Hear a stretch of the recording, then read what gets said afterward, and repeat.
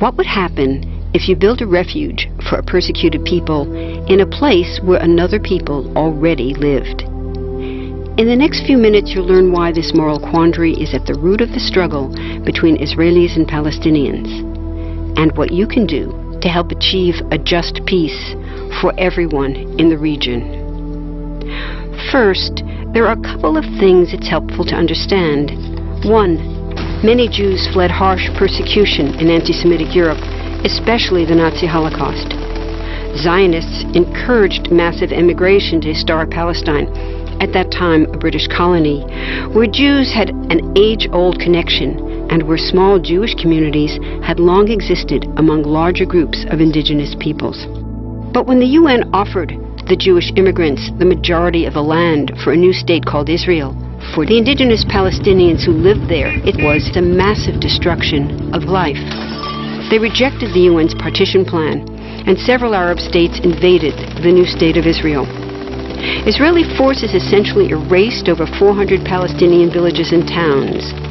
By the end of the fighting, Israel controlled 78% of historic Palestine.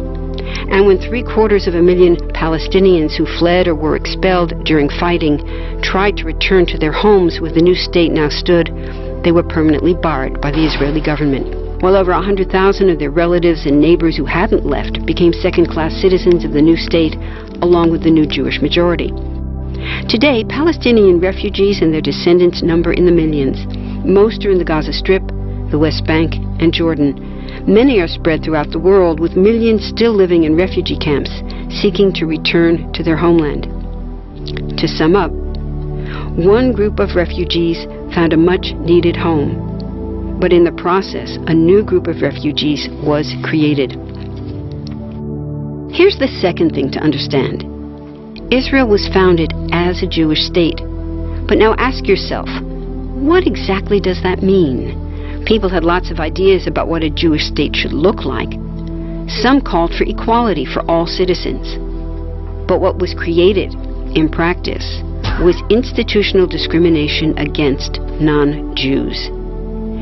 In other words, Israel ended up being built on a blueprint of exclusion. The Israeli government wants maximum land and resources for Jews, but not the Palestinians living there. That's why, inside Israel, Jews get special privileges, including rights to land and housing, that are denied to the Palestinian citizens, who make up 20% of Israel's population. That's also part of why Israel has never defined its borders. In fact, they still hold on to land, the West Bank and Gaza, that they conquered in the war in 1967. Since then, Israel has built Jewish settlements throughout the occupied West Bank, building Jewish-only cities and supplying them with infrastructure like roads and army camps, schools, and even a college. Military occupations are meant to be temporary, but after 40-plus years, this one looks permanent and entirely unjust. In the West Bank, Israeli Jewish settlers and Palestinians live on the same land, but must live under two completely separate and unequal systems of Israeli law. The Jewish settlers dominate the natural resources, including water and agricultural land, and they're backed by the Israeli army. To maintain the occupation, Israel has demolished thousands of Palestinian homes and orchards, confiscated Palestinian land, bombed a captive civilian population in Gaza, and punished resistance with raids, arrests, and assassinations, all to gain maximum land while making life so difficult for Palestinians that they will either leave or be too afraid to resist. Palestinians have fought back. For decades, they tried to achieve national liberation through armed struggle. Some groups still do. But the majority now support popular protest instead. The deeply harmful pattern of control, repression, and violence profoundly harms Palestinians living under occupation and Israelis living as occupiers. This must be broken to reach a peaceful and secure future for both peoples. Now that you understand the problem, what about the solution? What about peace talks? So far, over 2 decades of U.S.-backed peace talks have actually made things worse by helping Israel continue the occupation. It's been years of talking while Israel massively expanded the Jewish settlements and literally redrew the map. Peace talks are good if they're real, but not when they're theater to cover a land grab. So now what?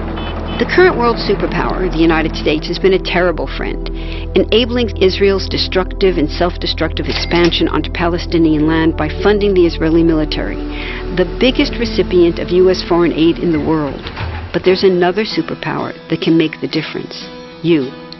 There's a movement with hundreds of thousands of people just like you across the world, including Palestinians and Israelis, protesting, educating, divesting, and boycotting, all to bring nonviolent international pressure on Israel to stop violating human rights of Palestinians.